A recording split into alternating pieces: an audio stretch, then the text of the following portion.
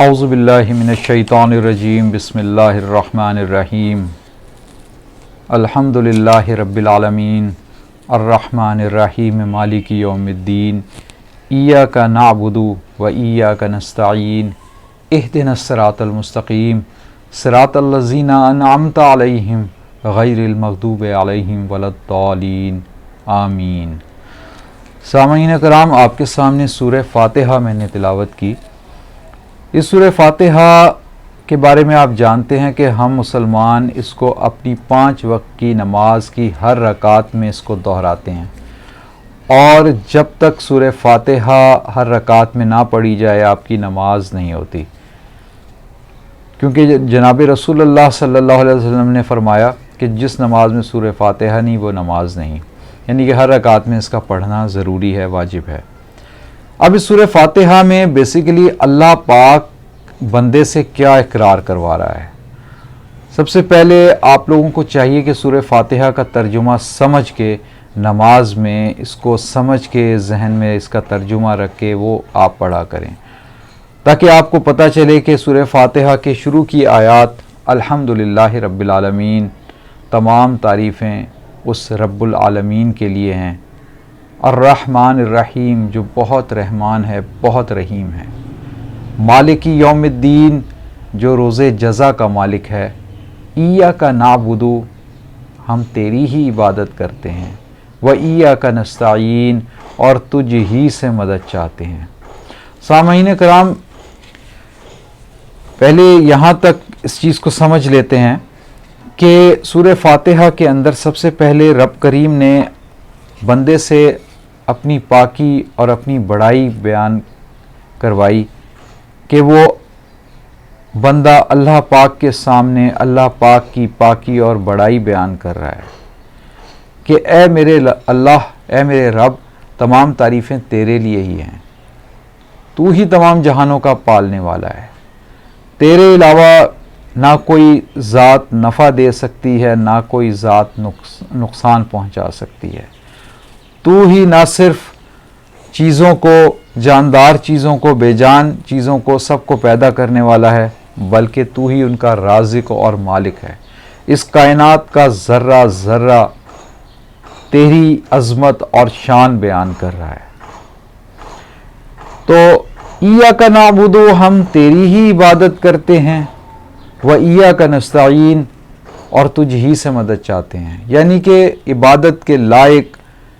قابل سجدہ ذات صرف تیری ذات ہے، تیری ہی عظیم ذات ایسی ہے جس کو سجدہ کیا جا سکتا ہے۔ وَإِيَّاكَ نَسْتَعِينُ اور تجھ ہی سے مدد چاہتے ہیں۔ ناظرین کرام، یہ نقطہ بہت سمجھنے کا ہے۔ وَإِيَّاكَ نَسْتَعِينُ جب ہم نے اس بات کا اقرار کر لیا نماز میں اللہ پاک کے سامنے کھڑے ہو کے، اور اس بات پہ زور دے کے کہہ رہے ہیں تجھ ہی سے مدد چاہتے ہیں،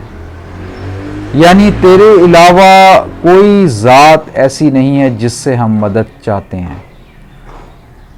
آپ کا دل اس بات پہ بالکل مطمئن اور سچائی کے ساتھ قائم ہونا چاہیے جب آپ نماز میں اللہ پاک کے سامنے اس بات کا اقرار کر رہے ہوتے ہیں،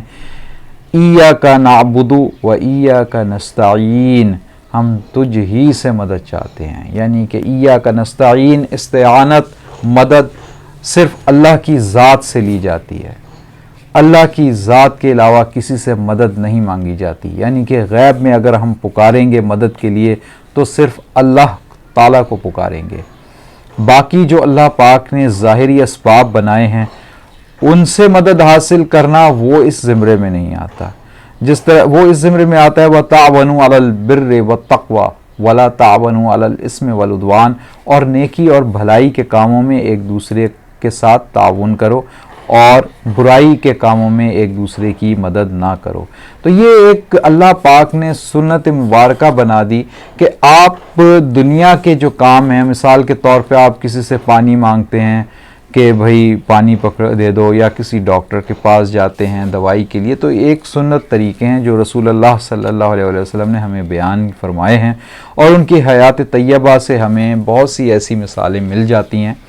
کہ جس میں وہ جو اللہ پاک نے مادی اسباب ہمیں عطا فرمائے ہیں ان کو اختیار کرنے کا کہا ہے، جبکہ جب آپ اپنے طور پہ مادی اسباب تمام اختیار کر لیتے ہیں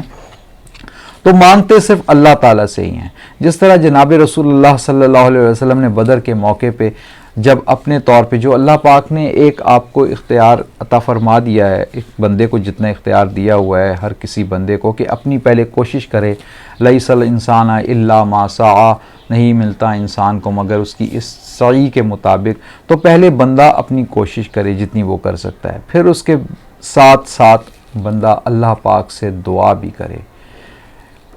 کیونکہ غیب میں پکارنا صرف اللہ تعالیٰ ہی کو ہے. اللہ تعالیٰ کے علاوہ ہم غیب میں مدد کے لیے کسی کو نہیں پکار سکتے، کیونکہ رسول اللہ صلی اللہ علیہ وسلم کی مبارک زندگی سے ہمیں یہی سبق ملتا ہے کہ آپ رسول اللہ صلی اللہ علیہ وسلم نے جب بھی مدد کے لیے پکارا، دعا کے لیے پکارا، تو صرف اللہ پاک کے سامنے ہی ہاتھ بلند کیے، اللہ تعالیٰ کے سامنے ہی ہاتھ پھیلائے رسول اللہ صلی اللہ علیہ وسلم نے، اور اپنی مبارک دعاؤں میں بھی ہمیں یہی طریقہ سکھلایا ہے. مثال کے طور پہ ایک دعا آپ کے سامنے رسول اللہ صلی اللہ علیہ وسلم کی رکھتا ہوں. اللہم لا مانع لما اعطیت ولا معطی لما منعت ولا ينفع ذا الجد منک الجد. اے اللہ، کوئی روکنے والا نہیں اس کا جو تو دے، اور کوئی دینے والا نہیں اس کا جو تو روک لے، اور نہیں فائدہ پہنچا سکتی بڑائی والے کو تیرے مقابلے میں اس کی بڑائی. یعنی رسول اللہ صلی اللہ علیہ وسلم کی اس دعا میں آپ کے سامنے یہ بات واضح ہو گئی کہ اللہ پاک کی بڑائی، کبریائی اور اس سے سب کچھ ہونے کا یقین ہمارے دل میں آ جانا چاہیے. جب رسول اللہ صلی اللہ علیہ وسلم نے فرما دیا تو باقی کسی بندے کی کیا مجال ہے کہ اس کے خلاف بیان کرے، اور جو بندہ بھی اس کے خلاف بیان کرے گا، ایک مسلمان ہونے کی ناطے ہمیں اس کی بات نہیں ماننی، ہمیں صرف اور صرف اللہ اور رسول اللہ صلی اللہ علیہ وسلم کے بتائے ہوئے فرمان پہ، ان کے طریقوں پہ عمل کرنا ہے. اس کے علاوہ باقی سب طریقے باطل ہیں، صرف یہی طریقہ ہے. وَاعْتَصِمُوا بِحَبْلِ اللَّهِ جَمِيعًا وَلَا تَفَرَّقُوا، اور تم سب مل کر اللہ کی رسی کو مضبوطی سے تھامے رکھو اور تفرقے میں نہ پڑو.